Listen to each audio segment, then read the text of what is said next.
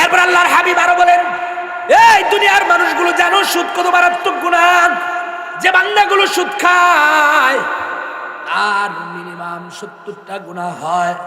আল্লাহর নবী বলেন, আইসারুহা, সব থেকে ছোট মানের গুনাহ, 70টার মধ্যে সব থেকে ছোট মানের গুনাহ, সব থেকে হালকা গুনাহ, আইয়াঙ্কি হার রাজুলু উম্মাহু, সে যেন নিজের মাকে বিয়ে করে জিনা করলো। পৃথিবীর কোন সন্তান আছে রে ভাই, যদি বলা হয় তোমাকে 1 কোটি টাকা দেওয়া হবে মায়ের সাথে জিনা করবা, পৃথিবীর কোন সন্তান রাজি হবে না। কিন্তু নবী বলে, সামান্য পরিমাণ সুদ খাইছো, জানো কত বড় গুনাহ করছো। নিজের মায়ের সাথে জিনা করলে যে গুনাহ হয়, আল্লাহর নবী বলে এর থেকেও বেশি মারাত্মক গুনাহ হইছে। এই কথা শোনার পরে সুদ খাইতে পারে কোন মুসলমান? বলে। আল্লাহর নবী আরো বলেন, আন জাবির রাদিয়াল্লাহু তাআলা আনহু قال لعن رسول الله صلى الله عليه وسلم آكل الربا وموكله وكاتبه وشاهديه وهم سواء। আল্লাহর রাসূল বলেন, যে ব্যক্তি সুদ খায় আর যে সুদ দেয়, যে সুদের সাক্ষ্য হয়, যে সুদের চেকগুলো সাইন করে, আল্লাহর রাসূল বলেন তাদের উপরে নবীজির লানত, আল্লাহর রাসূলের লানত। নবী বলেন ওয়াহুম সাওয়া, যে সুদ দিল, যে খাইলো, যে লিখলো, যে সাক্ষী হইল, নবী বলেন সবার সমান সমান গুনাহ। সাওয়া, সমান সমান। অনেকে আছে সাক্ষ্য হয়ে যায়, ভাই আমি তার 1 লক্ষ টাকা দিলাম, কারো কাছে টাকা চাইছেন, দিতে চায় না, বলে সাক্ষ্য লাগবে। সে আরেকজনকে দইরা নিয়ে আসছে, ভাই এই যে সাক্ষ্য, সে সাক্ষ্য দিবে, আমি আপনার থেকে 1 লক্ষ টাকা নিলাম, বিনিময়ে মাসে 10,000 টাকা দিব। নবী বলেন যে ব্যক্তিটা মধ্যস্থতা করে সাক্ষ্য দিল, সে সুদ খাইলো, আর যে দিল, যে মধ্যস্থতা করলো, 3 জনের সমান সমান গুনাহ হবে।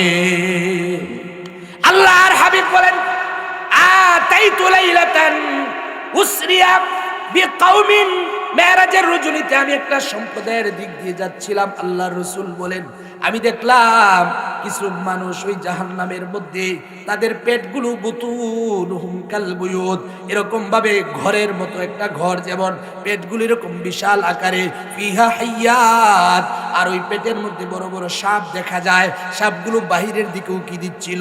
আমি আল্লাহর নবী বলেন, আমি জিবরাইলকে বললাম, জিবরাইল এরা কারা যাদের পেটগুলো এত বড় বড় দেখা যায়, সাপগুলো বাহির হইতে চায়? আল্লাহর রাসূলকে জিবরাইল বলে, ইয়া রাসূলুল্লাহ, এরা ওই সমস্ত মানুষ যারা দুনিয়ার জমিনে সুদ খাইতো গো নবী। আল্লাহ তাআলা সুদখোরদের এই অবস্থা করে দিছে, পেটগুলো ঘরের মতো বড় বড়। আর এক হাদিসের মধ্যে নবী বলেন, আমি একদল মানুষকে দেখলাম রক্তের সাগরে হাবুডুবু খায়, আস্তে আস্তে কিনারায় চলে আসে, আসার পরে আরেকদল ফেরেশতা কিনারা থেকে পাথর মেরে আবারও সমুদ্রের মাঝখানে পাঠিয়ে দেয়, আবার আসে, আবার পাঠিয়ে দেয়। আমি জিবরাইলকে বললাম, জিবরাইল এরা কারা? জিবরাইল বলে, নবীজি গো, এরা হচ্ছে দুনিয়ার জমিনের সুদখোর, যারা সুদ খাইতো।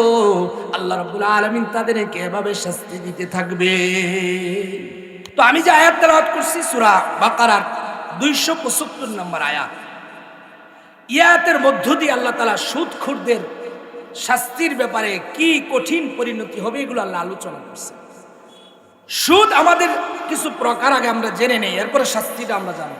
অনেকে অনেকগুলোকে সুদ মনে করে। ব্যাংকের ডিপিএস আছে অনেক মানুষের, শতকরা 80% মুসলমানের আছে। ব্যাংকে ডিপিএস রেখে লাভ খাওয়া বর্তমান সময়ের সেরা এক সুদ। তারপরে আছে আমাদের সমাজে এখন ঘরে ঘরে কিস্তি আছে, আসেনি ভাই? একটা শেষ হওয়ার আগে আরেকটা। বলেন, যে ঘরে সুদ আছে এই ঘরে শান্তি, রহমত, বরকত কোথা থেকে আসবে? সুদ ছাড়া মুসলমান এখন চলতেই পারে না। ঘরে ঘরে, সে হুজুর বলেন, বক্তা বলেন, আর একজন সাধারণ মুসলিম বলেন, কিস্তির লোকেরা এসে ঘুরতে থাকে, কবে নেবেন, পরেরটা কবে। এভাবে আমরা সুদের সাথে জড়ায় গেছি। এর একমাত্র কারণ আমরা এটাকে হালকা মনে করি, অথচ পৃথিবীর যত গুনাহ আপনি করেন কোন এক গুনাহ আপনি দেখাইতে পারবেন না। আল্লাহ বলছে যে তোমার বিরুদ্ধে যুদ্ধ ঘোষণা করলাম। সুদ একমাত্র গুনাহ, যে যারা সুদ খায়, যারা সুদ দেয়, আল্লাহ বলে তাদের বিরুদ্ধে আমি আল্লাহ এবং রাসূলের পক্ষ থেকে যুদ্ধের ঘোষণা দিলাম, একমাত্র অপরাধ। কিন্তু এটা ঘরে ঘরে ঢুকে গেছে। কাউকে যদি বলা হয় যে ভাই রাস্তার যে কুকুর আছে এটা জবাই করে খাও, খাইবেন নি ভাই? কেউ কেন খাবেন না? ছাগল আর কুকুরের মধ্যে পার্থক্য কি বলেন? তারও 4 পা, কুকুরেরও 4 পা, খাবেন না কেন বলেন? একজন বলেন কেন খাবেন না? হারাম, আল্লাহ নিষেধ করছে জন্য খাবেন না। কিন্তু সুদ তো খাইতেছে। আল্লাহ কোথাও কি বলছে কুকুর খাইলে তোর বিরুদ্ধে যুদ্ধ ঘোষণা করলাম? সুদের ব্যাপারে তো আল্লাহ তাআলা বলছে কুকুর খাওয়া যেমন হারাম, শুকর খাওয়া যেমন হারাম, মুসলমান সুদ খাওয়া এভাবে হারাম। কথাগুলো নিজের থেকে বলছি, কোরআন আল্লাহ দেখেন কি আল্লাহ বলেন, আল্লাযীনা ইয়াকুলুনার রিবা লা ইয়াকুমুনা ইল্লা কামা ইয়াকুমুল্লাযী ইয়াতাখাব্বাতুহুশ শাইতানু মিনাল মাস। আল্লাহ রাব্বুল আলামিন বলেন যে সমস্ত মানুষেরা সুদ খায় তাদের একটা শাস্তি হবে কিয়ামতের ময়দানে। আল্লাহ বলেন এমন ভাবে আল্লাহর সামনে দাঁড়াবে যেন পাগল মাতাল, শয়তান স্পর্শ করে যেন পাগল মাতাল বানিয়ে দিছে,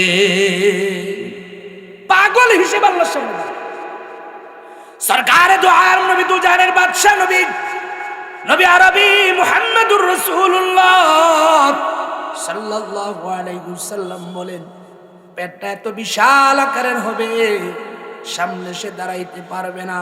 একদিকে পাগল আর একদিকে পেটটা বড়, একবার রাস্তার এদিকে পড়ে যাবে আর একবার এই দিকে পড়ে যাবে। মানুষেরা দেখা বুঝবে এটা ছিল দুনিয়ার সুদখোর। কোরআনুল কারীমের 275 নম্বর আয়াত আল্লাহ সূরা বাকারার বলেন তারা কিয়ামতের ময়দানে আল্লাহর সামনে দাঁড়াবে, শয়তান স্পর্শ করে তাদেরকে পাগল মাতাল বানায় দিছে, এভাবে দাঁড়াবে। দুনিয়ার রাজা ছিল, বাদশা ছিল, হয়তো রাষ্ট্রপ্রধান ছিল, এলাকার সবথেকে দামি সম্মানিত লোক ছিল, কিন্তু সুদের সাথে জড়িত হওয়ার কারণে আল্লাহর সামনে দাঁড়াবে পাগল মাতাল হইয়া। আল্লাহ রাব্বুল আলামিন বলেন তার কি অপরাধ, কি জন্য এভাবে দাঁড়াবে?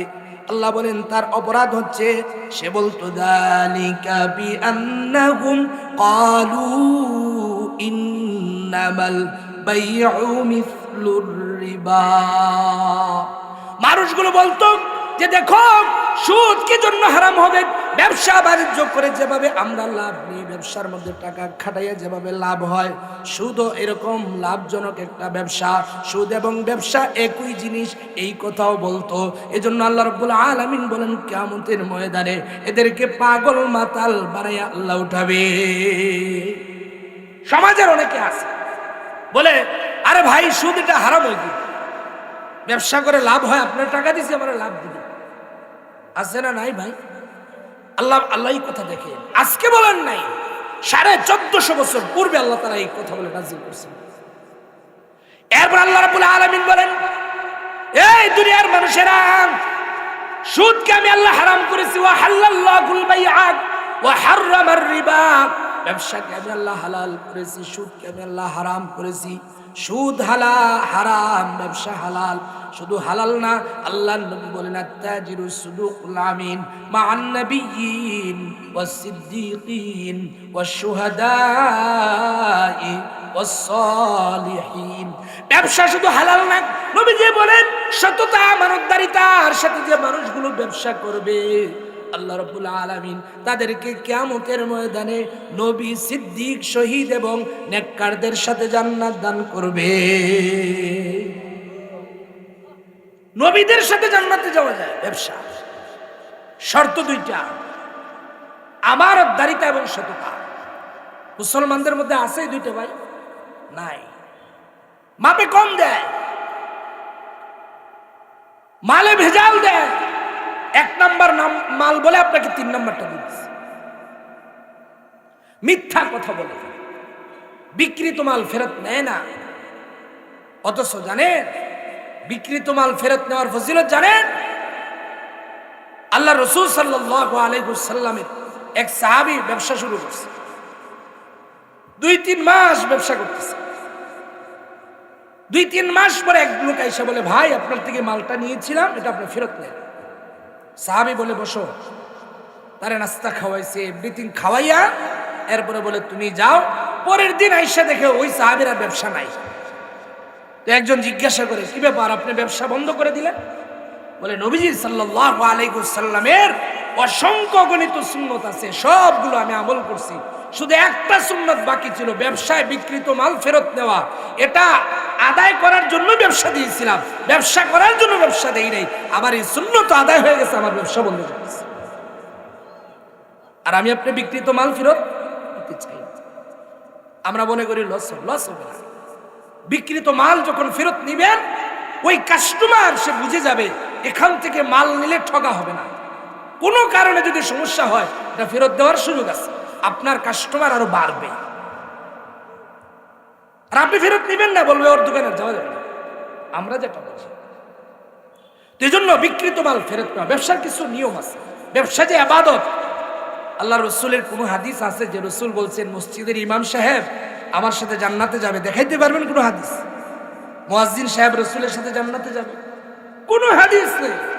শুধুমাত্র রসুল, তিরমিজি শরীফের হাদিস, রসুল বলেন, সততা আমানতদারিতার সাথে যে মানুষগুলো ব্যবসা করবে, তারা কিয়ামতের দিন নবীদের সাথে জান্নাতে থাকবে। ইবাদত। ব্যবসা কি ভাই? আমরা তো মনে করি হুজুর এটা আবার ইবাদত হয়ে গেল, কিন্তু শর্ত কি? সততা থাকতে হবে, আমানতদারিতা থাকতে হবে, মিথ্যা বলা যাবে। লস হওয়াটা ইবাদত, লাভ হওয়াটা ইবাদত।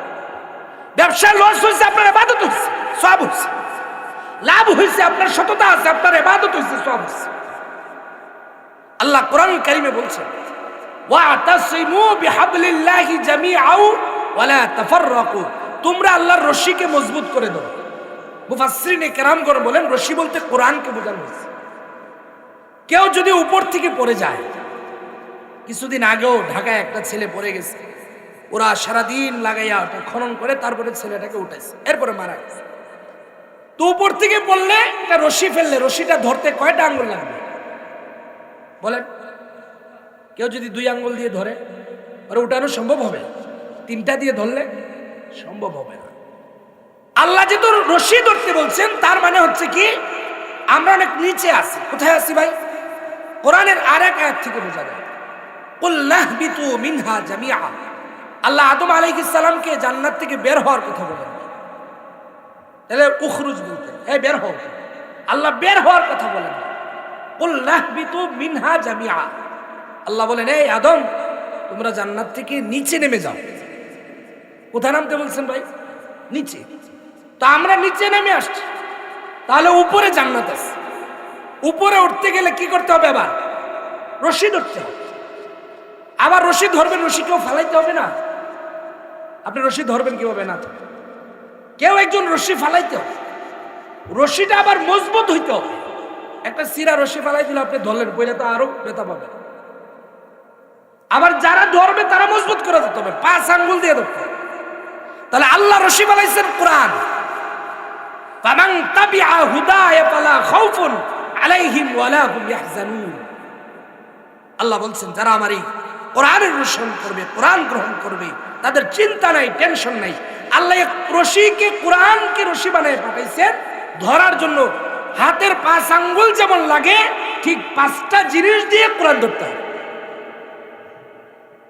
ঈমান 1 নম্বর আঙ্গুলের নাম কি? কোরআনকে ক্লাস আকারে নেন। 2 নম্বর ইবাদত। আমি সুদের আলোচনায় মনে করবেন অন্যদিকে গেছি, আমি মিলাইতেছি, দেখেন ইবাদত। 2 নম্বর কি ভাই? 3 নম্বর আঙ্গুলের নাম মুআমালাত। 5 নম্বর আখলাক। এই 5টা জিনিস যদি আপনার ঠিক থাকে, আপনি সোজা ওই রশি ধরে জান্নাতে যেতে পারবেন। কোন একটা রশিতে ঝামেলা আছে, ঈমান আপনার ঠিক আছে, তাহলে 1 নম্বর রশি আপনার আছে। 2 নম্বর কি বলছি? ইবাদত। ইবাদত কারে কয়? নামাজ, রোজা, হজ, যাকাত, দান, খয়রাত, এভরিথিং, কুরবানি। আপনার ইবাদতও সব ঠিক আছে, ঈমানও ঠিক আছে, ইবাদতও ঠিক আছে। মুআমালাত ঝামেলা আছে। কি আছে ভাই? অনেক হাজী সাহেবেরা কিয়ামতের দিন শুধু এই মাঝখানের আঙ্গুল মুআমালাতের কারণে জাহান্নামে যাবে। অনেক ইমাম সাহেবেরা এই কারণে জাহান্নামে যাবে। অনেক মুসলমান যে সিজদা দিতে দিতে দিতে তাহাজ্জুদ মিস নাই, নফল ইবাদত মিস নাই, হজ মিস নাই, কিন্তু 3 নাম্বার তার ঠিক নাই, এজন্য জাহান্নামে যাবে। মনে করছেন যে হাজী সাহেব নামাজ পড়ে, হজ করে, যাকাত দেয়, দান খয়রাত করে, মসজিদ বানাইছে, জান্নাতে চলে যাবে? 5টা জিনিস সলিড হইতে হবে। বলে হুজুর এর দ্বারা কি বুঝাইলেন? লেনদেন, মুআমালাত মানে কি ভাই? লেনদেন। কথার কথা ঘুষ খাইছে। পুলিশদের দিয়ে বললাম, বা যে কোনো একজন সরকারি চাকরি, সে সরকার থেকে বেতন নেয় না ভাই? তাহলে আমার থেকে যে অতিরিক্ত আমাকে সরকারি সার্ভিস দেওয়ার জন্য যে অতিরিক্ত টাকাটা নিছে, ও আমার কাছে পাইতোটা, এই টাকা তার ফেরত দেওয়া লাগবে না? কি বলেন, দেওয়া লাগবে না? দুনিয়ায় দিবে না, দিবে কোথায়? আপনার 3টা সন্তান আছে, একটা মেয়ে এবং 2টা ছেলে। আপনি চালাকি করে সব সম্পদ আগে 2 ছেলেরে দিয়ে দিচ্ছেন। মেয়ে কি আপনার সন্তান না? কথা বলেন না? সে আপনার কাছে পাবে না? তার হক আছে না? আপনি হাজী সাহেব, হজে গেলেন, নামাজ পড়েন, তসবিহ পড়েন, রাতে তাহাজ্জুদ পড়েন, কোরআন পড়েন, সব ঠিক আছে, কিন্তু আপনি আপনার মেয়েরা ঠকাইছেন।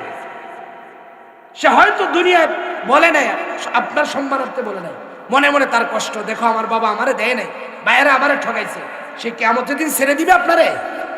আল্লাহ কোরআনে বলছে, ইয়াউমা ইয়াফিরুল মারউ মিন আখিহি ওয়া উম্মিহি ওয়া আবিহি ওয়া সাহিবাতিহি ওয়া বানি।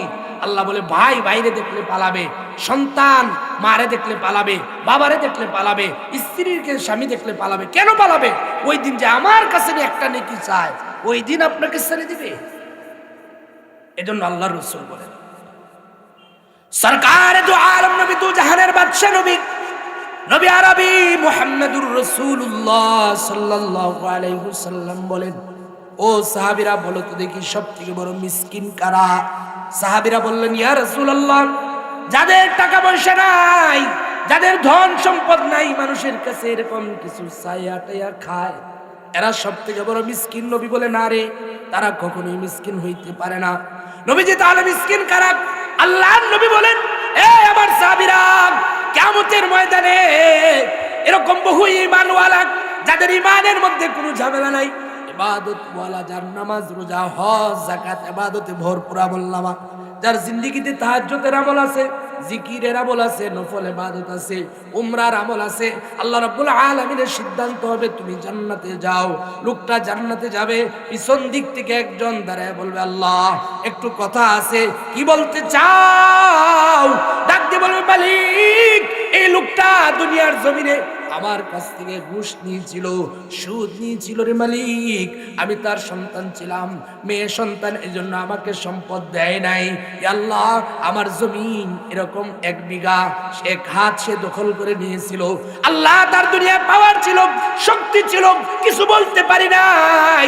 মালিক, আজকের এই আদালতে আমি কি আজ বঞ্চিত হব আমার হক থেকে? আল্লাহ ডাক দিয়ে বলবে, না না, আমি আল্লাহ তো কারো উপরে জুলুম করি না, তোমার পাওনা তুমি এখন পাইয়া যাইবা। আল্লাহ রাব্বুল আলামিন ডাক দিয়ে বলবে, এই বাবা, দুনিয়ার জমিনে কন্যাকে তুমি ঠকাইছো, মেয়েরে ঠকাইছো, তার হক দাও। হাজী সাহেব এবার বলবে, আল্লাহ আমার কাছে তো টাকা নাই, তাহলে কি আছে? আল্লাহ, আমার আমলনামায় কিছু হজের সওয়াব আছে। আল্লাহ বলবেন, তোমার হজের সওয়াবগুলো তাকে দিয়ে দাও। আরেকজন ডাক দিয়ে বলে, মালিক আমিও পাই। বান্দা ডাক দিয়ে বলে, মালিক হজ তো দিয়ে দিলাম, এবার নামাজের আমল আছে। আল্লাহ ডাক দিয়ে বলবেন, নামাজের আমলগুলো দিয়ে দাও। আরেকজন এসে বলবে, আল্লাহ আমার 1 হাত জমিন দখল করে নিয়েছো, আমিও পাই। আল্লাহ বলবেন, তাকে কি দিবা? বলবে, আল্লাহ কিছু যাকাতের আমল আছে। আল্লাহ বলবেন, দিয়ে দাও। বলবে, কিছু তাহাজ্জুদের আমল আছে। আল্লাহ বলবেন, দিয়ে যাও। আরেকজনকে দিবে কোরআনের সওয়াব। দিতে দিতে সব শেষ হয়ে যাবে, এরপরও পাওনাদার আরেকজন পিছনে দাঁড়ায় আছে, বলে, আল্লাহ আমিও পাই। আল্লাহ বলবেন, দেও। বলবে, আল্লাহ আর তো কিছু নাই, তাহলে এবার কি করবা? বলে, ওই ব্যক্তির গুনাহের বোঝাটা তোমার আমলনামায় নিয়া তুমি জাহান্নামে যাইবা। নবী বলে, যে লোকটা জান্নাতি ছিল, শুধুমাত্র মুআমালা ঠিক না থাকার কারণে ওই দিন জাহান্নামে যাবে। ওই লোকটাই হচ্ছে সব থেকে বড় মিসকিন। সব ছিল, হজের আমল, যাকাতের আমল, সব আমলের পৃথিবী, তো মুআমালাত ভালো ছিল, লেনদেন ভালো ছিল, মানুষকে ঠকাইছে। তো এই একটা রশির কারণে সে জান্নাতে, আল্লাহ যে বলছেন ওয়াতাসিবু বিহাবলিল্লাহ, এই রশি সে ধরতে পারবে না, পরে যাবে জাহান্নামে পড়ে যাবে। এজন্য ভাই আমরা তো মনে করি যে নামাজ পড়ে লোকটা মনে হয় অনেক বড় আল্লাহর ওলি, পাগড়ি লাগাই আসছে, জুব্বা পড়ছে, হুজুরে মনে বড় আলেম। যার লেনদেন ভালো না সে নিশ্চিত জাহান্নামে, কারণ বান্দার হক জড়িত আছে এখানে। আল্লাহ দুনিয়ার সব গুনাহ মাফ করলেও বান্দার হক আল্লাহ মাফ করবে না। এক টাকা যদি কাউরে ঠকায় থাকেন, কিয়ামতের দিন পাওনা দিয়ে আপনাকে লড়তে হবে, এর আগে আপনি সামনে আগাইতে পারবেন। এজন্য মুআমালাত, সুদ, ঘুষ এগুলোর সাথে বান্দার হক জড়িত। তো বলছিলাম যে এবার মুআমালাত তার ঠিক আছে, মুআশারাত, মানুষের সাথে আচার আচরণ, ভালো ব্যবহার, এটাও একটা ইসলামের বিষয়। তারপর হচ্ছে আখলাক। এই পাঁচটা জিনিস যদি আপনার সঠিক থাকে, তাহলে কোরআনকে পাঁচ জিনিস দিয়ে ধরলে আপনি আল্লাহর তৈরি জান্নাতে সহজে যেতে পারেন। এই জন্য যারা আমরা সুদ খাই, প্রথমত বললাম আয়াতের কথা, দ্বিতীয়ত এটা তো আপনাকে রিটার্ন করতেই হবে। দুনিয়া দিবেন না, এটা তার কাছে পাও না, বলে হুজুর তাহলে আমি তারে যে টাকা দিলাম আমার লাভ কি? হাওলাত চাইলে আপনাদের, আমি সিলেটের মানুষ, বাকি ঢাকায় ছোটবেলা থেকে অনেক কথা হয়তো আমার বুঝবেন না অথবা আমি বুঝবেন না। তো বলছিলাম যে হুজুর ঋণ দিলে আমাদের লাভ কি? এই সুদের আয়াতগুলোর পরবর্তীতেই আল্লাহ একটা পৃষ্ঠা ঋণ সংক্রান্ত আয়াত আনছে, এক পৃষ্ঠা, এক দুই আয়াত না, একটা আয়াত এক পৃষ্ঠা। ওই আয়াতগুলোর তাফসীরের মধ্যে আছে, আল্লামা ইবনে কাসির লিখছেন, আপনি যদি কাউকে 1 লক্ষ টাকা ঋণ দেন, যে হুজুর সুদ লাভ নিব না, তা আমার লাভ কেন দিব কি? সে যতদিন পর্যন্ত ওই টাকাটা তার কাছে থাকবে, 5 দিন যদি থাকে, আপনি ওই সম পরিমাণ টাকা প্রতিদিন দান করলে যে সব, আল্লাহ আপনার আমলনামায় ওই সব দান করে দিবে। তাহলে ধার দিলে লাভ না লস? ভাই দিতে চায় না মুসলমান, দিতে চায় না। আরো কারণ আছে, আমাদের মুসলমানদের যে স্বভাব, টাকা নেওয়ার সময় পাও ধরে, আর আপনি আদায় করতে হলে তার পায়ে ধরে আদায় করা যায় না। এটা হচ্ছে আমাদের মুসলমানদের স্বভাব। এই জন্য হয়তো দিতে চায় না। দুই দলে আমাদেরকে পরিবর্তন হওয়া দরকার। কেউ আপনাকে টাকা দিয়েছে তার মানে এই না যে তার অনেক টাকা ছিল, আপনার বিপদ ছিল জন্য দিছে। এবার আপনি যদি ফেরত না দিয়ে ঘাড়িমুড়ি করেন, এই ঘড়িবসি করেন, অবশ্যই আল্লাহর কাছে আপনাকেও দাঁড়াইতে। তো বলছিলাম সুদের কথা, সময় লম্বা হয়ে যাচ্ছে, যে আল্লাহ প্রথম আয়াতে বললেন যে কিয়ামতের ময়দানে বান্দাকে হাজির করা হবে পাগল মাতাল বানাইয়া। অপরাধ, তারা বলতো ব্যবসা আর সুদ একই জিনিস। আল্লাহ পরে আয়াতে ব্যবসার কথা বলছেন, ব্যবসাকে আল্লাহ হালাল করছেন, সুদকে আল্লাহ হারাম করছেন। বলছিলাম ব্যবসার কথা ফাঁকে, যে আপনি যদি ব্যবসাকে ইবাদত হিসেবে মানতে চান, যে লস হয়ে যাবে হুজুর যদি 2 নাম্বারি না করি, কখনোই লস হবে না। আপনি 2 নাম্বারি 3 নাম্বারি করে যে টাকাগুলো ইনকাম করবেন, ওই টাকায় বরকত থাকবে না, আপনার পরিবারের অসুস্থতা যাবে না, দেখবেন বিপদ আপদ আসতেই থাকবে। লস হয়েছে মাইনে নিছেন, হ্যাঁ সত্য বলার কারণে, দেখবেন আল্লাহ তাআলা লসের মধ্যে বরকত দিয়ে দিবে। এজন্য নবীর সাথে জান্নাতে যেতে চাইতো, ছোট খাটো হোক যত বড়ই হোক ব্যবসা করবো। কি করবো ভাই? ব্যবসা ইবাদত হিসেবে করবেন, সততা আমানতদারিতা ঠিক রাইখা করবেন। নবীজি বলে কিয়ামতের ময়দানে মান নবিয়্যিন ওয়াস সিদ্দীকিন ওয়াস শুহাদাই ওয়াস সালিহিন, তারা নবীদের সাথে জান্নাতে থাকবে, সিদ্দীকিনদের সাথে জান্নাতে থাকবে, শহীদদের সাথে জান্নাতে থাকবে, নেককার মানুষের সাথে জান্নাতে থাকবে। ফাঁকে আল্লাহ ব্যবসার কথা বলে এরপর আল্লাহ আবার বলতেছে, শুনুন, ফামান জাআহু মাউইযাতুম মির রাব্বিহি ফান্তাহা ফালাহু মা সালাফ। আজকে যেমন মুসলমানদের ঘরে ঘরে সুদ, ওই সময় প্রতিটা মানুষের ঘরে ঘরে সুদ ছিল। আল্লাহ রাব্বুল আলামিন বলেন, আমি আল্লাহর বিধান যখন এসে গেছে, আমি আল্লাহর পক্ষ থেকে যখন ওয়াজ করা হলো, সুদকে আমি আল্লাহ হারাম করে দিলাম। এটা আসার পরে যে ব্যক্তিটা সুদ ছেড়ে দিল, আমি আল্লাহ রাব্বুল আলামিন ঘোষণা করে দিলাম, পিছনে যা সুদ খাইছে এগুলো তার, এটা রিটার্ন করতে হবে না। আর আখিরাতের বিষয়টা আমি আল্লাহর কাছে রেখে দিলাম।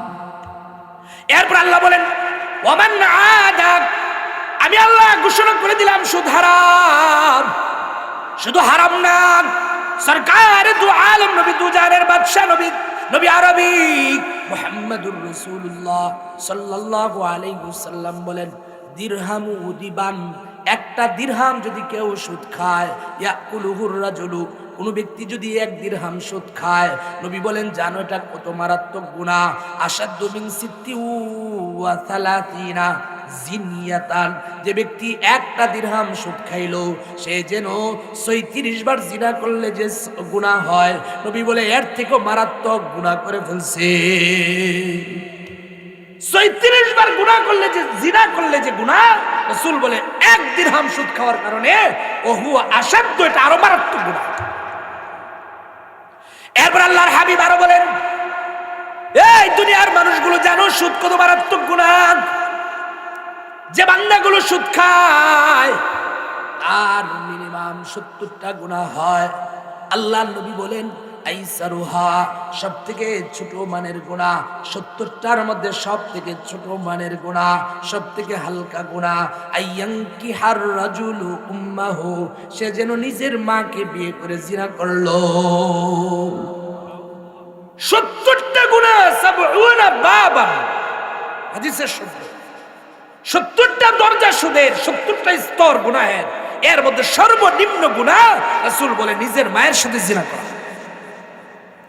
পৃথিবীর কোন সন্তান আছে রে ভাই, যদি বলা হয় তোমাকে 1 কোটি টাকা দেওয়া হবে মায়ের সাথে জিনা করবা, পৃথিবীর কোন সন্তান রাজি হবে না। কিন্তু নবী বলে সামান্য পরিমাণ সুদ খাইছো, জানো কত বড় গুনাহ করছো। নিজের মায়ের সাথে জিনা করলে যে গুনাহ হয়, আল্লাহর নবী বলে এর থেকেও বেশি মারাত্মক গুনাহ হইছে।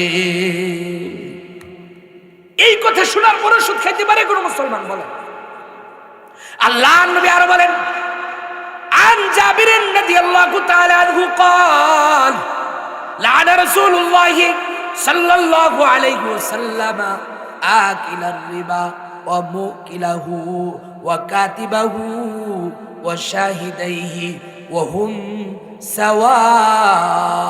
আল্লাহর রাসূল বলেন, যে ব্যক্তি সুদ খায় আর যে সুদ দেয়, যে সুদের সাক্ষ্য হয়, যে সুদের চেকগুলো সাইন করে, আল্লাহর রাসূল বলেন তাদের উপরে নবীজির লানত, আল্লাহর রাসূলের লানত। নবী বলেন ওয়াহুম সাওয়া, যে সুদ দিল, যে খাইলো, যে লিখলো, যে সাক্ষী হইল, নবী বলেন সবার সমান সমান গুনাহ। সাওয়া, সমান সমান। অনেকে আছে সাক্ষ্য হয়ে যায়, ভাই আমি তার 1 লক্ষ টাকা দিলাম, কারো কাছে টাকা চাইছেন, দিতে চায় না, বলে সাক্ষ্য লাগবে। সে আরেকজনকে দইরা নিয়ে আসছে, ভাই এই যে সাক্ষ্য, সে সাক্ষ্য দিবে, আমি আপনার থেকে 1 লক্ষ টাকা নিলাম, বিনিময়ে মাসে 10,000 টাকা দিব। নবী বলেন যে ব্যক্তিটা মধ্যস্থতা করে সাক্ষ্য দিল, সে সুদ খাইলো, আর যে দিল, যে মধ্যস্থতা করলো, 3 জনের সমান সমান গুনাহ হবে, সমান সমান। এবার বুঝে নেন, অনেকে ব্যাংকে চাকরি করে, কথাগুলো কঠিন। ঢাকা শহরে আমরা জুমা পড়াই, এই বয়ান করার পরে চাকরি দিন একবার করে যায়, কিন্তু কথা হচ্ছে এটাই তো মাসালা। আপনি যখন ব্যাংকের চেয়ারে বসবেন, ম্যানেজারের দায়িত্বে, একজন লোন উঠাইতে যাবে, বাড়িওয়ালা টাকা নিবে, তো বলেন তো নবী যে বললো কাতিবাহু, যে লিখবে তারও সমান গুনাহ হবে ব্যাংকের ম্যানেজার। এবার বলেন তো আপনি এই চেকের মধ্যে সাইন করেন কিনা? চেকটা তো আপনাকে এমনি দিবে না, এমনি দিবে ভাই, সাইন করতে হবে। রাসূল বলল কাতিবাহু, যে এটা লিখলো সেও সমান গুনার অন্তর্ভুক্ত হবে। এজন্য ডাইরেক্ট মাসালা, আপনি আমাকে দাওয়াত দেন বা না দেন, আপনি আমাকে খারাপ ভাবেন বা না ভাবেন, আমার বহুবার এই কারণে চাকরি চলে যেতে চাইছে। আমি চ্যালেঞ্জ করে বলছি, আগে প্রমাণ করেন তো আমার এই বয়ান ভুল আছে কিনা, যে এইটা যে আমি হারাম বললাম, কিভাবে হারাম বললাম, যে এখানে কোনো ঝামেলা আছে কিনা। একটা হচ্ছে সে হারামটাকে হারাম মনেই করে না। একজন মুসল্লি এরকম একবার অভিমান করে আমার পিছে আর নামাজ পড়ে না, আমার মুসল্লি দূরে আরেক জায়গায় যে নামাজ পড়ে, ওই মসজিদের খতিব সাহেব জিজ্ঞাসা করে, হুজুর আপনি ভাই আপনি না ওই মসজিদের মুসল্লি, ওই মসজিদে যান না কেন? বলে খতিব সাহেব উল্টা পাল্টা বয়ান করে। কি বয়ান করছে হুজুরে? বলে হুজুর বলেন ব্যাংকে চাকরি করা নাকি সুদ, এজন্য হুজুরের পিছে নামাজ পড়ি না। বলে ভাই কথাটা তো একটু যাচাই বাছাই করলে হয়, হুজুর তো খারাপ কিছু বলে না। এরকম কিছুদিন পরে ওই লোকটার ক্যান্সার হয়ে গেছে, সে তো আমার কাছে আসে না, সিঙ্গাপুর চিকিৎসা নেওয়ার জন্য চলে গেছে। ওই খতিব সাহেবকে ফোন দিয়া বলে, হুজুর আমার জন্য একটু দোয়া করবেন। হুজুর আমাকে ফোন দিয়া বলে, হুজুর মনে হয় আপনার বদদোয়া লাগছে, সে তো আপনার পিছনে লাগছিল ওই বয়ানের কারণে। বলে আমি তো ভাই কাউকে বদদোয়া দেই নাই। বলে হুজুর আমাকে ফোন দিয়ে বলে তার জন্য দোয়া করার জন্য, আর আমি তো বলি আমি তো এখান থেকে দোয়া করবো, দোয়া সিঙ্গাপুর যাবে কিভাবে? এটা তো টঙ্গী ব্রিজই পার হবে না। কারণ যারা আলেমদের সাথে বেয়াদবি করে তাদের শাস্তি আল্লাহ দুনিয়ায় দিয়ে দেন। আলেমদের সাথে যারা বেয়াদবি করে, আল্লামা মামুনুল হক দোয়া করেছিল, আল্লাহ আমি যদি মিথ্যাবাদী হই আমার উপরে তোমার লানত, আর যারা আমাকে অন্যায় ভাবে মিথ্যা অপবাদ দিল আল্লাহ, তারা যদি মিথ্যাবাদী হয় তাদের উপরে তোমার গজব নাজিল করো। আলেমদের দোয়া বিতা যায় না। আল্লামা সাইদি দোয়া করেছিলেন, আল্লাহ যারা জুলুম করেছে এদের উপরে তোমার গজব নাজিল করো। এই যে শত শত আলেমদের বদদোয়া, আল্লাহ তাআলা সব কিছু থাকার পরেও যেরকম ভাবে সব ছিল, আমার পুলিশ আমার, সেনাবাহিনী আমার, ভারত আমার, প্রত্যেকটা কেরানি থেকে নিয়ে সমস্ত কর্মকর্তা আমার, এরপরও থাকতে পারে নাই, মানুষ পিটাইয়া বিদায় করছে। এর একমাত্র কারণ আলেমদের হাতে হাত করা পরাইয়া, কাউকে ফাঁসি দিয়া, কাউকে জেলখানায় নিয়া আলেমদের উপরে নির্যাতনের কারণে আল্লাহ দুনিয়ায় অপদস্থ করেছে। বেয়াদবি যারা, এজন্য সত্যকে সত্য বলে মানতে হবে। আমল তো কত কিছু আমিও করতে পারি না, সেটা ব্যর্থ, কিন্তু একটা গুনাহকে আপনি গুনাহই মনে করেন, কথার কথা এখন আপনার কাছে খারাপ লাগতেছে, কিন্তু মৃত্যুর আগ মুহূর্তে হঠাৎ মনে হইল আরে হুজুর না বলছিল এটা গুনাহ, এটা হারাম। তখন মনে হইল আল্লাহ এটা ভুল হয়েছে, তওবা করার সুযোগ আছে। সে যেহেতু এটাকে গুনাহ মনে করছে, আর আরেকটা লোক এটা গুনাহই মনে করে না, ওর জীবনে তওবা নসিব হবে না, এই অবস্থায় মৃত্যুবরণ করে। এটা হচ্ছে পার্থক্য। এজন্য একজন যদি আপনাকে কেউ ওয়াজ নসিহত করে, হ্যাঁ মানতে পারি না, এরকম তো আমারও কত গুনাহ আছে যেটা ছাড়তে পারি না, আমারও তো আমলে কত ঘাটতি আছে, কিন্তু আমি তো এটাকে হালাল মনে করি। নামাজ পড়া ছেড়ে দেওয়া এটা ঠিক না, জায়েজ নাই, এটা জানতেছে জায়েজ নাই। হঠাৎ একদিন দিনের বোঝ আসছে, তো নামাজ পড়ে আর আল্লাহরে বলে, আল্লাহ পিছনে তো অনেক নামাজ কাজা করে দিছি, আল্লাহ মাফ করে দাও। কিন্তু একটা মানুষ সুদের সাথে জড়িত, বিমার সাথে জড়িত, ব্যাংকের সাথে জড়িত, সেটাকে হারামই মনে করে না, তো তার তওবাটা হবে কিভাবে? এজন্য হারামকে হারাম মানে। তো বলছিলাম রাসূলের সহিহ মুসলিম শরীফের হাদিস, এটা হযরত জাবের থেকে রাসূল বলেন, লানা রাসূলুল্লাহ, আল্লাহর রাসূলের লানত আকিলার রিবা, যে সুদ খায়, ও মুকিলা, যে সুদ গ্রহণ করে, ও কাতিবা, যে সুদ লিখে সাক্ষী থাকে সাইন দেয়, ও শাহিদাই, যে সাক্ষ্য থাকে। এই সাইড শ্রেণী হাদিসের সব রাসূল বলেন হুম সাওয়াউন, সবার সমান সমান গুনাহ। এজন্য ভাই কেউ যদি সুদ নেয় একজন আরেকজন থেকে, আপনি মধ্যস্থতা করতে যাবেন, আপনার কি দরকার আছে? তার গুনার বোঝা আপনি কেন নেবেন? বলে ভাই একটু সাক্ষ্য দেন, লেখেন, আপনি লিখতে যাবেন না, বলে তোরটা আমি কেন নেব? তুই তো টাকা খাইয়া তোর গুনাহ হয়েছে, আর আমি না খাইয়া হবে না। এই জন্য রাসূলুল্লাহ লানত, নিজের মায়ের সাথে জিনা করার গুনাহ, এরপরে যে 36 বার জিনা করলে যে গুনাহ, এর থেকে মারাত্মক গুনাহ রাসূল বলেন যে 1 দিরহাম সুদ খায়। আল্লাহর হাবিব বলেন, আতাইতু লাইলাতান উসরিয়া বিকাউমিন, মেরাজের রজনীতে আমি একটা সম্প্রদায়ের দিক দিয়ে যাচ্ছিলাম, আল্লাহর রাসূল বলেন আমি দেখলাম কিছু মানুষ ওই জাহান্নামের মধ্যে, তাদের পেটগুলো বুতুনহুম কাল বুয়ুত, এরকম ভাবে ঘরের মতো, একটা ঘর যেমন পেটগুলো এরকম বিশাল আকারে, ফিহা হাইয়াত, আর ওই পেটের মধ্যে বড় বড় সাপ দেখা যায়, সাপগুলো বাহিরের দিকে উকি দিচ্ছিল।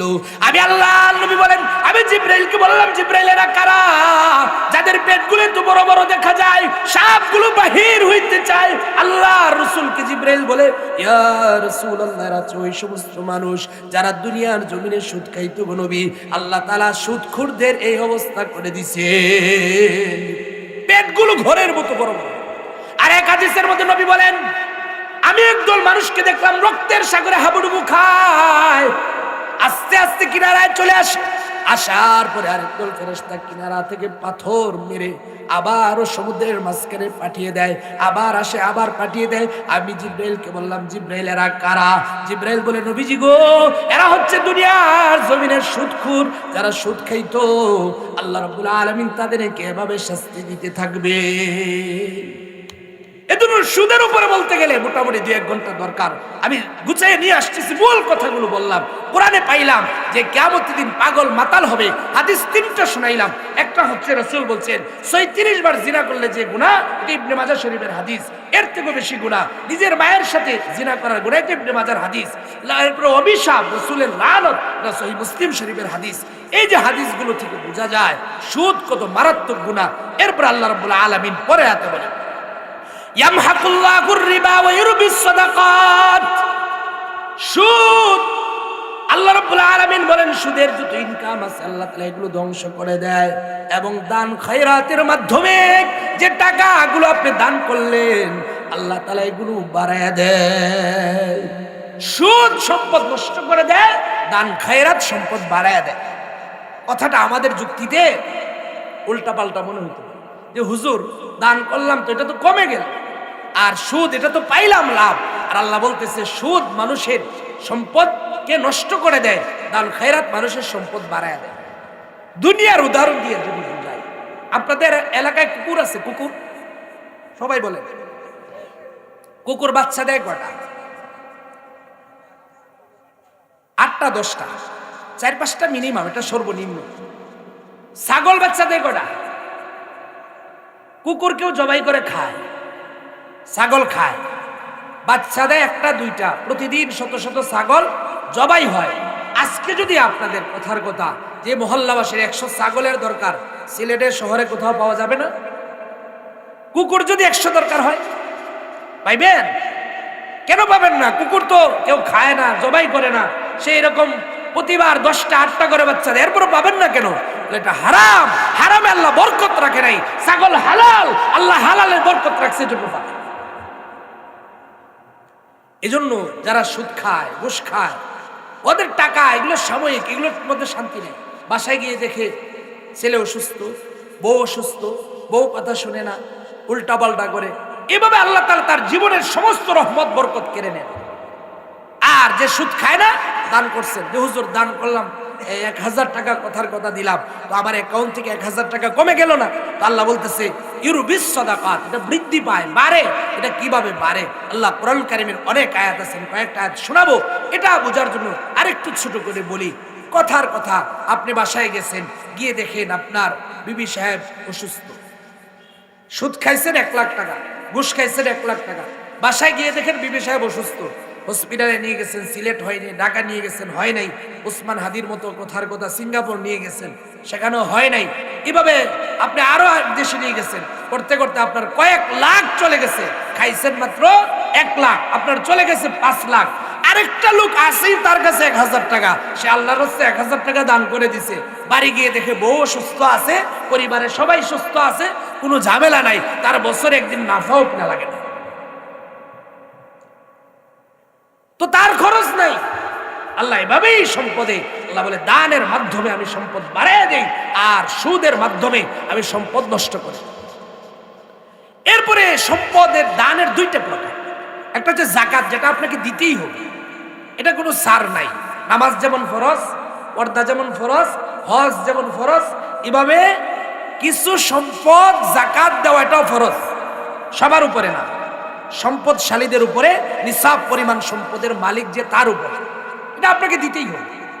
এটা যদি খান তাও বান্দার হক আছে। আপনার সম্পদে আপনার কাছে নিসাব আছে, শতকরা 2.5% এখানে গরিবের হক আছে। তা আপনি যদি এটা না দিয়ে মিক্স করে খায় ফেলান, তাহলে 2.5% আপনি গরিবের হক খাইছেন, এটা কেমন দিতে হবে। 2 নম্বর বিষয় হচ্ছে সম্পদ। আল্লাহ বলছেন খুদ মিন আমওয়ালিহিম সাদাকাতান তুতাহহিরুহুম ওয়া তুযাক্কিহিম। নবী, আপনি মানুষের সম্পদ থেকে যাকাত গ্রহণ করবেন, 2টা কাজ করবেন। একটা হচ্ছে তাদেরকে পরিশুদ্ধ করবেন, তাদেরকে পরিচ্ছন্ন করবেন, আত্মশুদ্ধির মাধ্যমে তাদেরকে একদম ফ্রেশ করে দিবেন। এটা হচ্ছে যাকাতের উদ্দেশ্য। এর দ্বারা আপনার নিজের মধ্যেও নিজেও পরিচ্ছন্ন হবেন, আপনার সম্পদও পরিচ্ছন্ন হবে, হারাম থেকে আলাদা হয়ে সম্পদটা একদম ফ্রেশ হয়ে যাবে। আর হালাল সম্পদ যখন আপনি খাবেন, আপনার ইবাদতে মজা লাগবে, সব জায়গায় শান্তি লাগবে। যাকাত না দিয়া ওই সম্পদের সাথে মিক্স করে আপনি যখন খাবেন, ওই সম্পদ দিয়ে ইবাদত করে, ওই হারাম খাইয়া না ইবাদতে মজা পাবেন, না সংসারে মজা পাবেন, না কোনো জায়গায়। এজন্য যাকাত হিসাব করে দিবেন। অনেকে আছে এই যে ঈদের সময় আসলে কিছু শাড়ি কাপড় কিনে দিয়ে দেয়, আপনারা শাড়ি কাপড় দিতে বলছেন যাকাত, আপনি শাড়ি কাপড় কিনলেন কেন? এই টাকা আপনার, আপনি মালিক। এটা 2.5% গরিবের হক, তার কাছে টাকা পৌঁছাবেন, সে শাড়ি কিনবে না, চাউল কিনবে না, ডাল কিনবে না, তার ব্যাপার। আপনি শাড়ি কিনছেন কেন? আপনার যাকাত আদায় হয় নাই। আজীব এক অবস্থা। ঈদের সময় আসলে হুজুর মনে হয় বেশি দিছি, আপনারা বেশি দিতে কইছে। আপনি হিসাব করবেন সম্পদের টোটাল কত টাকা আপনার কাছে আছে। যদি 52.5 তোলা রূপার দাম আপনার কাছে হয়, 1 বছর অতিবাহিত হয়, তাহলে ওই সম্পদ থেকে ওটা আপনি আলাদা করবেন, সবগুলো লিখবেন যে আমার ব্যবসায় এত মাল আছে, আমার ব্যাংকের অ্যাকাউন্টে এত আছে, অমুকের কাছে পাওনা আছে 1 লাখ, সব টোটাল মিল করে 10 লাখ পাওয়া গেল। এবার আপনি প্রতি লাখে 2,500 করে যাকাত দিবেন। এটা গরিবের হক, আপনাকে দিতে হবে, বাধ্য। আপনি না দিলে আপনি হারাম খাচ্ছেন, গরিবের হক খাচ্ছেন। এরপর আরো কিছু ফায়দা আছে। আল্লাহ রাসূল সাল্লাল্লাহু আলাইহি ওয়াসাল্লাম মসজিদ নববীতে একদিন বয়ান করতেছেন, যারা যাকাত ঠিকমতো আদায় করে তাদের মালের হেফাজতের দায়িত্ব স্বয়ং আল্লাহ নিয়ে নেয়। তার মাল চুরে নিবে না, তার মাল ধ্বংস হবে না, তার মালে আগুন লাগবে না। রাসূল বলতেছেন, এক ইহুদি মহিলা এই কথা শুনছে, শুইনা যাইয়া সে যাকাত দিছে হিসাব করে। ব্যবসায়িক কাফেলা, অনেকগুলো কাফেলা মদিনার অন্য কোনো দেশে গেছে, তো ওই কাফেলাগুলো যখন সম্পদ ওই ব্যবসায়িক কাফেলা নিয়ে মাল নিয়ে আসতেছে, রাস্তায় প্রত্যেকটা কাফেলার উপরে ডাকাতি হয়েছে। মহিলার কাছে খবর আসছে যে আপনার মাল তো রাস্তায় ডাকাত নিয়ে গেছে। মহিলা কি জবাব দেয় দেখেন, আমরা রাসূলের কথা বিশ্বাস করি আর মহিলার বিশ্বাস, সে কিন্তু মুসলিম না, ইহুদি। ওই সময়ের মুশরিকরাও আল্লাহ রাসূলকে আলামিন বলতো, মুহাম্মদ যা বলে এর মধ্যে বিন্দু পরিমাণ ভুল নাই, একদিন ছিল বিশ্বাস। বুখারী শরীফের কিতাবুল মাগাজির শুরুতে আছে হাদিস, আল্লাহ রাসূল এক সাহাবীকে বলছেন, হযরত সাদ রাদিয়াল্লাহু তাআলার বন্ধুর ব্যাপারে, যে রাসূল বলছে তুই বদরের প্রান্তরে মইরা পইরা থাকবি। এরপরে সে আর যাইতো না, ঘর থেকে বের হইতো না। আবু জাহেল ঠিল্লা নিয়ে গেছে, ঠিক রাসূল যেখানে বলছে ওই জায়গায় মইরা পইরা গেছে। কাফেররা বিশ্বাস করছে। ইহুদি তো মহিলা তো যাকাত দিছে, তার কাছে যখন সংবাদ আসছে মাল তো ডাকাতি হয়ে গেছে সব, মহিলা বলে সবার মাল ডাকাতি হইল, আমার মাল ডাকাতি হইতে পারে না। ইয়াকিন দেখেন, বিশ্বাস। সবাই বলল কিভাবে বুঝলেন আপনার মাল যাকাত ডাকাতি হবে না কেন, কি জন্য হইতে পারে না? বলে আমি শুনেছি মসজিদ নববীর মধ্যে মুহাম্মদ যে নিজেকে নবী দাবি করে ঘোষণা করেছে, যে ব্যক্তি যাকাত হিসাব করে দেয় তার সম্পদ ডাকাতি হয় না, তার সম্পদে আগুন লাগে না, তার সম্পদে পানি দ্বারা নষ্ট হয় না, তার সম্পদের কেউ ক্ষতি করতে পারে না। যদি মুহাম্মদের কথা সত্য না হয় তাহলে আমার সম্পদ চুরি হইতে পারে, ডাকাতি হইতে পারে, আর মুহাম্মদের কথা যদি সত্য হয় আমার সম্পদ কখনোই ডাকাতি হইতে পারে না। ঠিক সবার কাফেলা ডাকাতি হয়েছে। ওই মহিলার যে দায়িত্বশীল ম্যানেজার ছিল সে উটগুলো হাঁকাইয়া মদিনায় ঢুকতেছে। ওই মহিলা জিজ্ঞাসা করে সবার মাল ডাকাতি হইলো, আমারটা হয় নাই কেন? বলে হয় নাই ম্যাডাম, আমরা যখন মালগুলো নিয়ে আসতেছিলাম উটের বুঝাই, উটের সিস্টেম হচ্ছে সামনেরটা যদি দাঁড়ায় যায় সব দাঁড়ায় যায়, হাঁসের মতো। হাঁস একটা যেদিকে যায় পিছনে সবগুলো যায়। তো উট, আমাদের বড় উটটা, সেনাপতি উটটা পায়ে ব্যথা পাইরা রাস্তায় থাইমে গেছে, দাঁড়ায় গেছে। আমাদের সব উটগুলো এখানে দাঁড়ায় ছিল, আর ওরা সামনে চলে আসছে। ডাকাতি তো হয়েছে সামনে, পিছনে আমাদের উটগুলো ছিল, ওই জায়গায় ডাকাতি হয় নাই। মহিলা বলে আমি বুঝেছি এগুলো কোনো কিছু না, মুহাম্মদ যে বলছে যাকাত দিলে ডাকাতি হয় না, চুরি হয় না, মাল নষ্ট হয় না, মুহাম্মদের কথাই সঠিক। আমি মুহাম্মদের এই কথা যেভাবে সঠিক, ঠিক তেমনি ভাবে আমিও এখন মুহাম্মদের কাছে যাব, যে মুহাম্মদ যে খোদার কালিমার দাওয়াত দেয় ওই কালিমা সত্য, কালিমা পড়ব, মুসলমান হয়ে যাবে। এজন্য যাকাত দিবেন নিজের সাথে, নিজের মালের সেফটির জন্য। টিকা দেয় না, টিকা করোনার সময় দিচ্ছেন তো টিকা, যদিও এগুলো সব ভুয়া।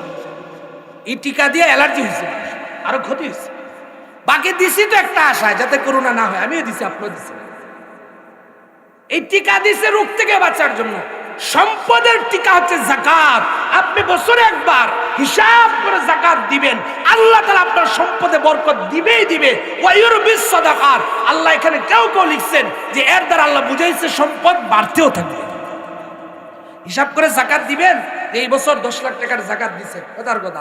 পরের বছর আপনি যদি সঠিকভাবে যাকাত দিতে হবে। শাড়ি লঙ্গি কিনে যাকাত দিবেন আর ওই চাল ডাল কিনা এইভাবে না। আপনি টোটাল টাকা আলাদা করবেন হিসাব করে যে এত টাকা আইছে। বেশি দেওয়া দিতে আপনাকে আল্লাহ বলে নাই যে হুজুর মনে হয় বেশি দিছি। কেন মিয়া ফরজ ইবাদত, যে এখন যদি মাগরিবের নামাজ 3 রাকাত আপনি 4 রাকাত পড়ছেন, হইব নামাজ? ইবাদত যেভাবে আল্লাহ দিচ্ছেন ওইভাবে আদায় করবেন। অতিরিক্ত দিতে চান সেটা নফল হিসেবে আলাদা দেন, যে আমি অতিরিক্ত, এটা আপনার জানা থাকুক। মনে হয় আবার কি জিনিস ফরজ ইবাদত, মনে হয় কিছু আছে, ফরজ তো ফরজ, এটা মনে হয় আবার। এইভাবে যাকাত দিবেন। আপনি পরের বছর আল্লাহর কোরআন যদি সত্য হয়, নবী মুহাম্মদ যদি সত্য হয়, আপনি দেখবেন আপনার সম্পদ বাড়বেই বাড়বে।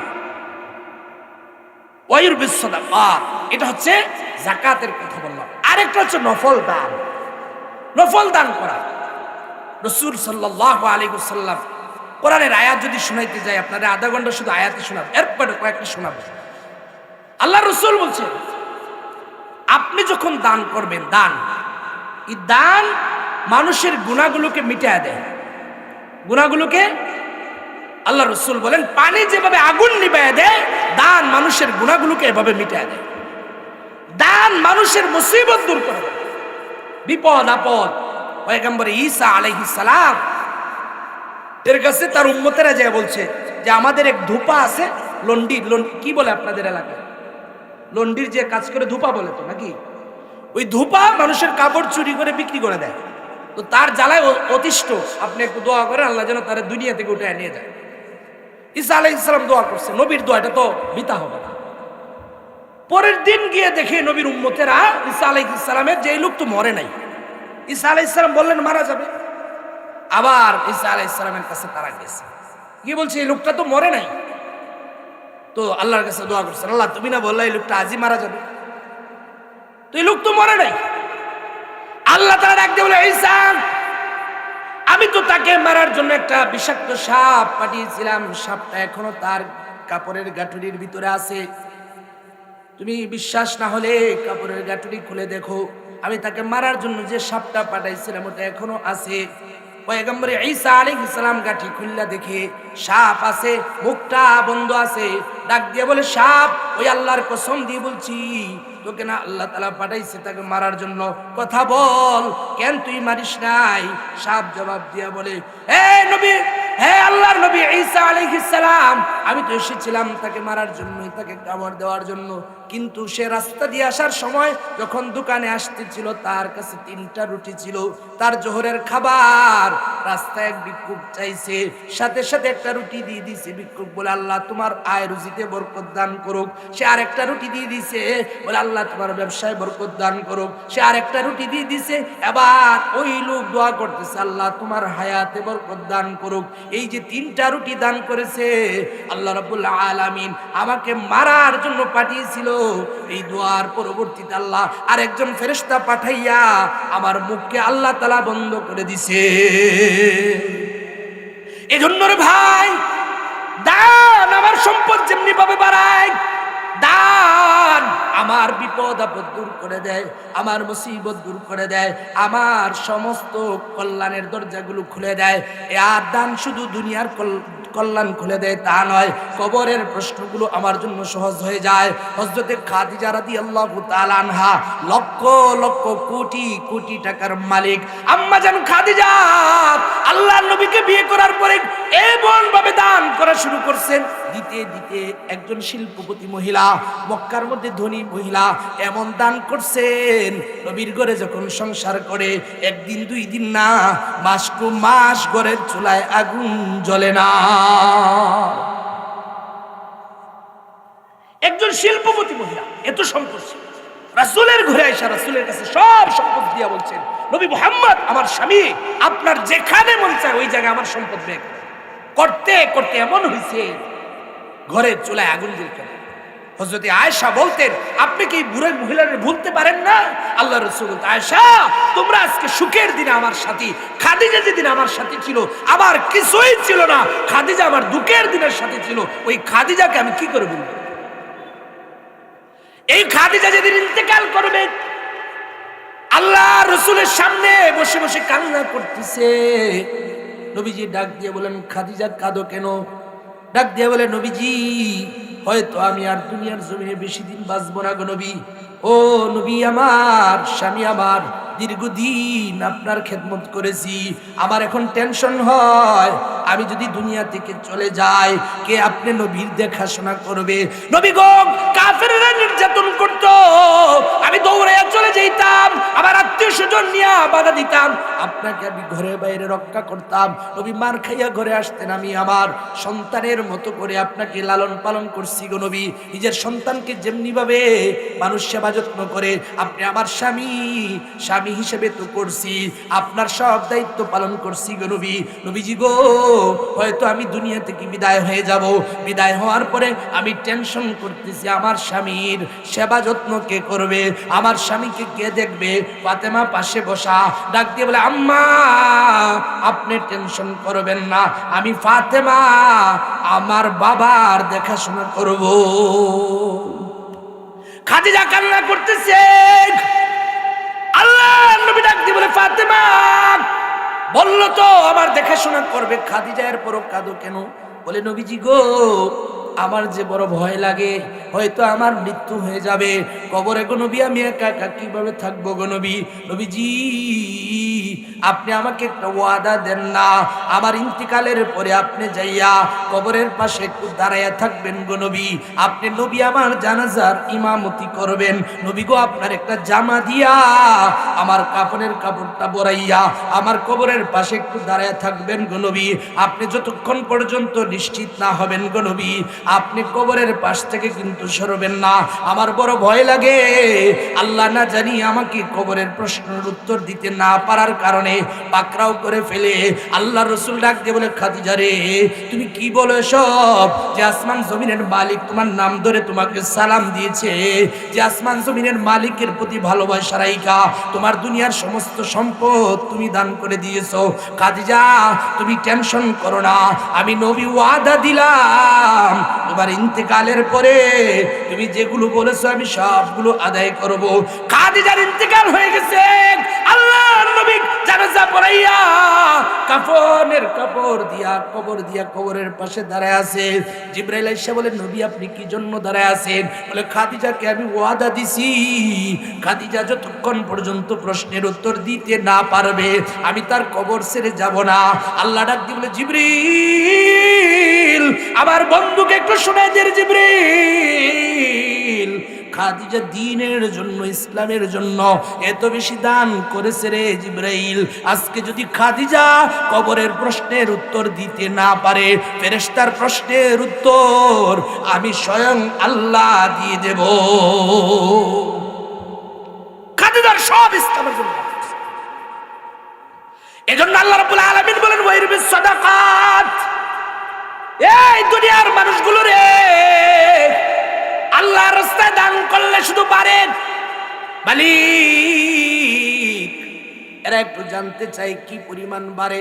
আল্লাহ বলে, মাসালুল্লাযীনা ইউনফিকুনা আমওয়ালাহুম ফি সাবিলিল্লাহি কামাসালি হাববাতিন أنبتت 7 سنابل في كل سنبلة 100 حبة।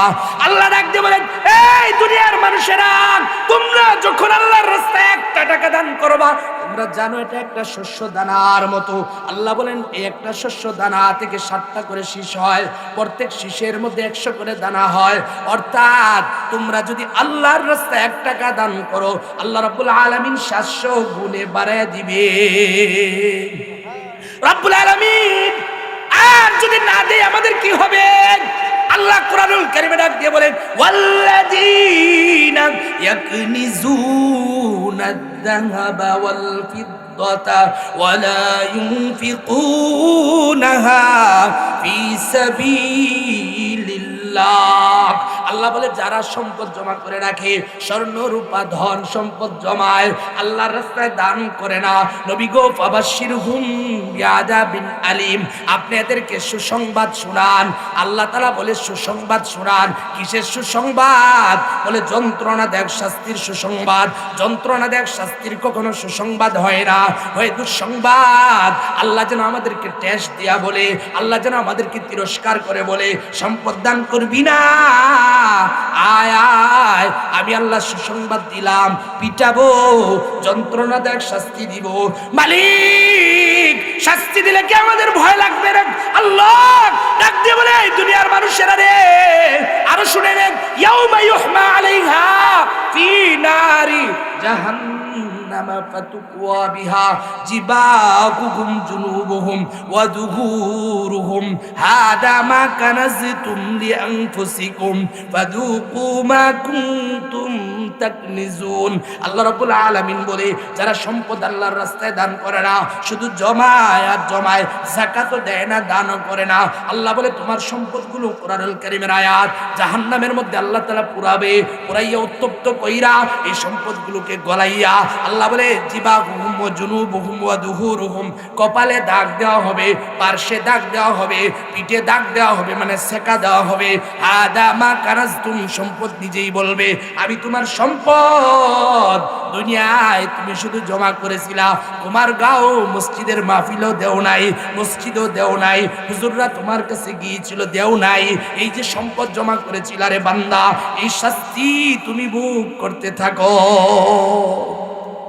কুরআনুল কারীমে আরেক আয়াত আল্লাহ বলেন ওয়ালা ইয়াহসাবান্নাল্লাযীনা ইয়াবখালুনা বিমা আতাহুমুল্লাহু মিন ফাদলিহি, যাদেরকে আল্লাহ তাআলা সম্পদ দিয়েছেন, আল্লাহর অনুগ্রহ, যারা কৃপণতা করে এই জন্য যে তার সম্পদটা তার কাছে প্রিয় মনে হয়, সম্পদ আল্লাহর রাস্তায় দিতে চায় না, এই আয়াতের ব্যাখ্যায় ইমাম বুখারী হাদিস এইনা বলেন আল্লাহ তাআলা এই সম্পদগুলোকে কিয়ামতের ময়দানে বিষাক্ত দর সাপ বানাইয়া, সাপের দুইটা মাথা দিয়া, এরকম ভয়ঙ্কর সাপ কপালে ঝুলাই দিয়া, ওই সাপ বলবে আনা কানজুক ওয়া মালুক, এই দুনিয়ার নাফরমান, আল্লাহ না তোকে সম্পদ দিয়েছিল। কুরআনুল কারীমে আল্লাহ অসংখ্য জায়গায় বলেছেন যালিকাল কিতাব লা রাইবা ফীহি হুদাল লিল মুত্তাকিন আল্লাযীনা ইউমিনুনা বিল গায়বি ওয়া ইউকিমুনাস সালাতা ওয়া মিম্মা রাযাকনাহুম ইউনফিকুন। আল্লাহ বলেন খাঁটি মুমিনের গুণ, মুত্তাকিনের গুণ, ঈমানওয়ালার গুণ, আমি আল্লাহ যে সম্পদ তোমাকে দিলাম ওই সম্পদ থেকে দান করে। অন্য আয়াতে আল্লাহ বলেন ইন্নামাল মুমিনুনা আল্লাযীনা ইযা যুকিরাল্লাহ ওয়াজিলাত কুলুবুহুম ওয়া ইযা তুলিয়াত আলাইহিম আয়াতুহু যাদাতহুম ঈমানা ওয়া আলা রাব্বিহিম ইয়াতাওয়াক্কালুন আল্লাযীনা ইউকিমুনাস সালাহ ওয়া মিম্মা রাযাকনাহুম ইউনফিকুন। এখানে আল্লাহ বলেন খাঁটি মুমিনের 5 নাম্বার গুণ, আমি আল্লাহ যে সম্পদ দিলাম এই সম্পদ থেকে ব্যয় করে। রব্বুল আলামিন কোন সময় আমরা এই সম্পদ দান করব? আল্লাহ বলেন ইয়া আইয়ুহাল্লাযীনা আমানু আনফিকু মিম্মা রাযাকনাকুম মিন ক্বাবলি আন ইয়াতিয়া ইয়াউমুল লা বাইউন ফীহি ওয়ালা খুল্লাহ। আল্লাহ ডাক দিয়ে বলেন ঈমানদার, ওই দিন আসার আগে তুমি আল্লাহর রাস্তায় দান করো। কোন দিন মালিক? যেদিন এক ভয়াবহ একটা দিন আসবে, সূর্য মাথার উপরে চলে আসবে, জমিন তামার হয়ে যাবে, 50,000 বছর এক জায়গায় দাঁড়ায় থাকতে হবে, তুমি ডান পা এগুলো কোনো কিছুই নাড়াইতে পারবা না। ওই দিনটা আসার আগে যেদিন সন্তান বাবাকে চিনবে না, মা তার সন্তানকে চিনবে না, ওই দিন আসার আগে যেদিন কোনো বন্ধুত্ব চলবে না, ওয়ালা খুল্লাতু ওয়ালা শাফাআ, যেদিন কোনো সুপারিশ চলবে না, ওই দিন আসার আগেই তুমি দান করো। এজন্য রাসূল বলেন, মানুষ কেন এই কথা বলেন? আমার ঘর, আমার বাড়ি, আমার জমিন, আমার ব্যবসা। ও দুনিয়ার মানুষেরা, তোমার কিছুই না, তোমার শুধু দুইটা জিনিস, যা খাইলা, যা বুক করলা, যা পড়লা, এই দুইটা তোমার শেষ হয়ে গেছে। এই দুইটা তুমি গ্রহণ করছো, এই দুইটা তুমি বুক করছো। আর একটা জিনিস, যা আল্লাহর রাস্তায় দান করলা, তুমি যা খাইলা, যা পড়লা, যা ব্যয় করলা, তা তো ধ্বংস হয়ে গেছে। শুধুমাত্র যা আল্লাহর রাস্তায় দিলা, দুনিয়ার ডিপিএস ব্যাংকের অ্যাকাউন্ট যদি তোমাকে লাভ দিতে পারে, 1 বছর পরে, 10 বছর পরে, আসমান জমিনের মালিকের অ্যাকাউন্টে যখন তুমি রাখলা, আল্লাহর নবী বলেন কিয়ামতের ময়দানে তোমরা যেমন ছোট এরকম পশুকে লালন পালন করে বড় বানাও, আল্লাহ তাআলা তোমার এই ছোট ছোট দানগুলোকে বড় বানাইয়া কিয়ামতের ওই কঠিন ময়দানে, যেদিন কেউ আমার হবে না, আল্লাহ মিজানের পাল্লায় দিয়া মিজানের পাল্লাটা ভারী করে দিবে।